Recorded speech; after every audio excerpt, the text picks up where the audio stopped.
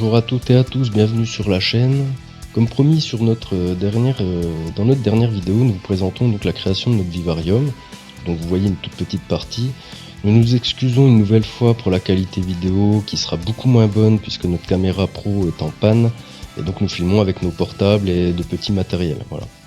Donc nous allons commencer par bien tremper le support, surtout mettre une bâche avant tout sur le support de base. Donc nous c'est notre table. Pour que l'uréthane que nous allons utiliser pour modeler la chose ne colle pas au support. Parce que sinon ça va coller dessus, sur la bâche ou sur votre établi, votre table, etc. Et c'est vraiment pas désirable. Attention, ayez un geste rapide et sûr, parce que au tout départ l'uréthane sort très très vite de la bombe, donc il faut vraiment vous préparer à faire une préforme. Ensuite je vais y placer le départ du tube qui servira accompagné d'une pompe à créer une espèce de petite cascade en fait qui va couler sur une partie des parois de cette structure que nous sommes en train de créer.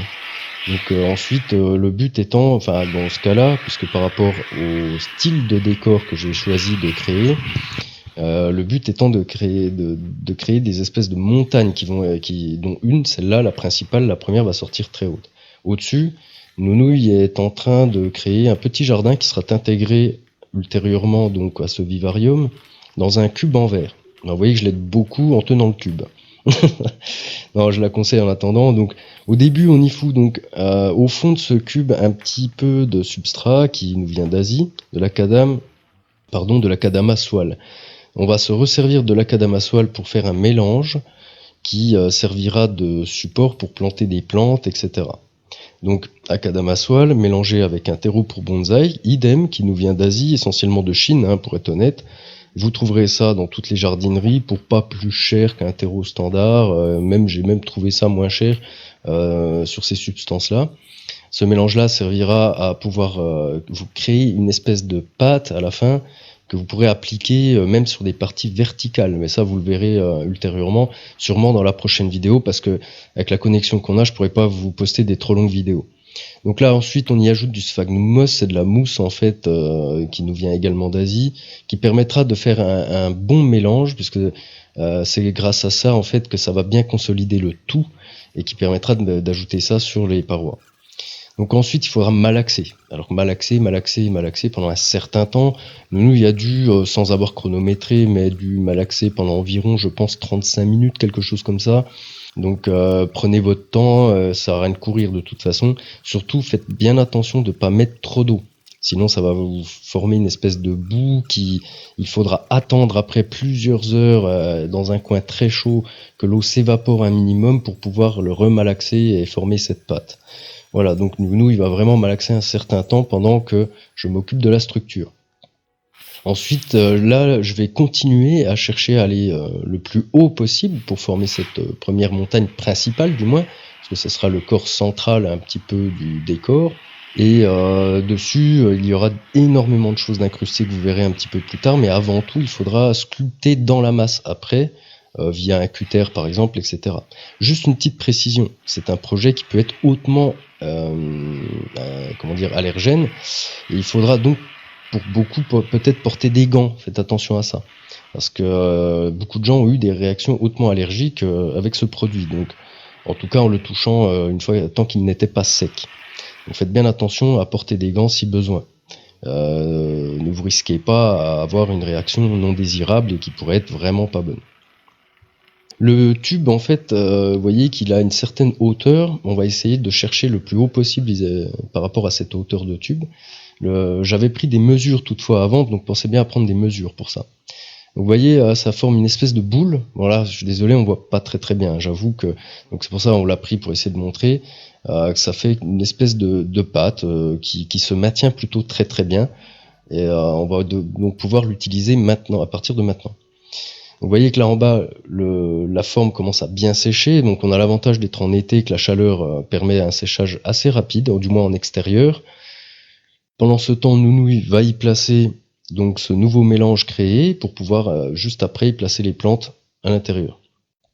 J'ai mis une petite branche qui parcourt la longueur du tube pour pouvoir le maintenir, parce que c'est vrai que c'est pas amusant de maintenir pendant 2-3 heures le tube comme ça bêtement, donc du coup ça a permis de pouvoir le maintenir correctement. Donc là en vitesse accélérée, je continue de choper donc la plus grande hauteur. Je vais quand même garder une petite marge de tube sur le haut qui me permettra de pouvoir ultérieurement couper le tube de la bonne façon pour que l'eau s'écoule dans la direction voulue.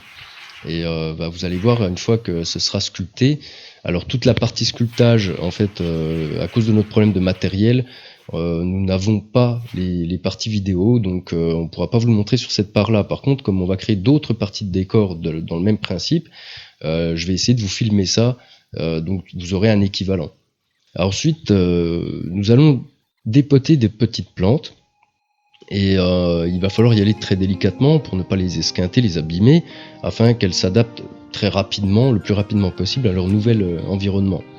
Ces plantes-là, donc, il suffit de les prendre par la base du tronc et d'écarter tout doucement, légèrement, en écartant un petit peu la terre pour que les racines se démêlent sans avoir à les abîmer. En tout cas, en abîmant le moins possible. Garder un tout petit peu de terre au pied qui dépaysera pas totalement la plante. Ensuite, gratter quand même un tout petit peu pour dégager un petit peu quelques racines pour que la plante puisse s'installer rapidement dans le nouveau terreau. Donc pour ceci, juste faire un trou avec son doigt ou avec un couteau comme nous venons de le faire, histoire de pouvoir placer les plantes, mais faites un trou assez large et assez profond, n'hésitez pas à aller jusque dans la cadamassoile qui est en dessous du mélange.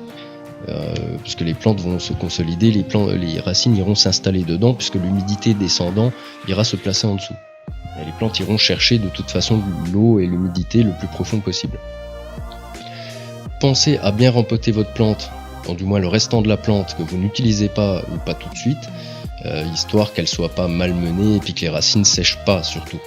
Donc du coup rempotez-la immédiatement, délicatement, proprement, et en maintenant les troncs les plus proches possibles les uns des autres au centre du pot, ce qui est quand même plus pratique pour la plante en elle-même. Une fois que le support tel qu'il est là en bas aura séché suffisamment, on va pouvoir retravailler dessus donc juste après. Voilà pour la chose. Il y aura sûrement un deuxième petit jardin qui sera intégré également dans un style un peu différent et avec des plantes différentes. Alors je ne vais pas vous faire le listing des plantes puisque c'est avec des noms quasiment imprononçables pour certaines, mais vous pouvez utiliser toutes les petites plantes que vous voulez ou presque. Attention toutefois, comme là celle-ci que Nounouille est en train de dépoter, c'est une petite plante grasse qui n'a pas les mêmes propriétés que la plante verte qui est déjà installée dans le petit jardin. Les plantes grasses conservant énormément d'humidité, enfin d'eau, de liquide dans leurs tiges, dans leurs branches, etc. Il faudra faire très attention à l'arrosage. Il ne faut pas, vous pourrez humidifier très souvent avec un humidificateur, mais vous ne pourrez pas faire de trop gros arrosages, sinon elles vont pourrir, tout simplement. Donc pour là, il faudra y aller très délicatement parce qu'elles sont beaucoup plus fragiles encore que les plantes vertes. Les branches cassent très facilement, donc allez-y avec des gestes vraiment délicats. Ensuite, la procédure est la même, il suffit de créer un trou assez conséquent pour pouvoir y mettre l'ensemble des racines. Vous voyez qu'ici on a quand même un certain paquet en dessous de la plante que nous avons choisi de conserver pour garder le maximum de racines possible, histoire que la plante puisse s'adapter le plus vite possible et dans les meilleures conditions possibles à son nouvel environnement.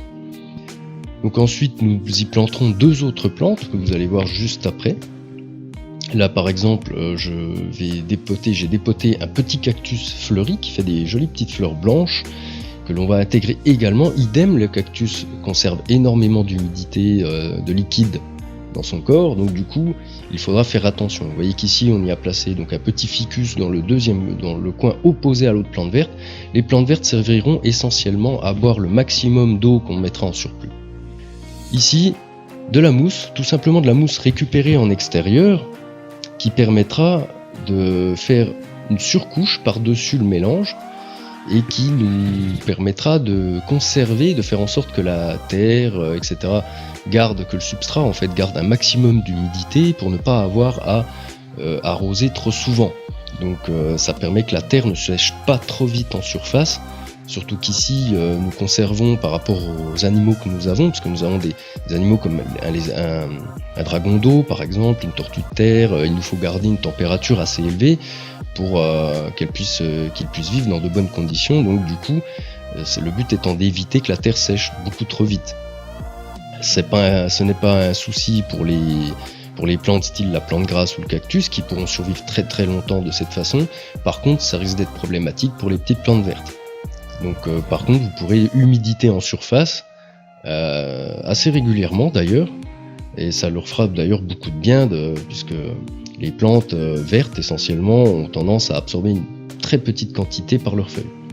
Ensuite, pour couper un petit peu le décor intérieur en fait du petit jardin, nous allons y placer un petit peu de sable blanc très fin, trouvable également dans des animaleries par exemple, pour pas cher.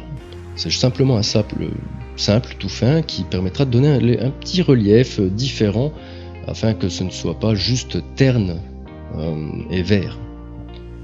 Et la troisième petite partie ici, on a choisi d'y placer des feuilles mortes de chêne, une branche récupérée en forêt, tout simplement, à même le sol. Il y avait plein de feuilles dessus pour la déco. Voilà, cette vidéo s'achève, je vous remercie, et puis la vidéo prochaine arrive dans les prochains jours. Ciao!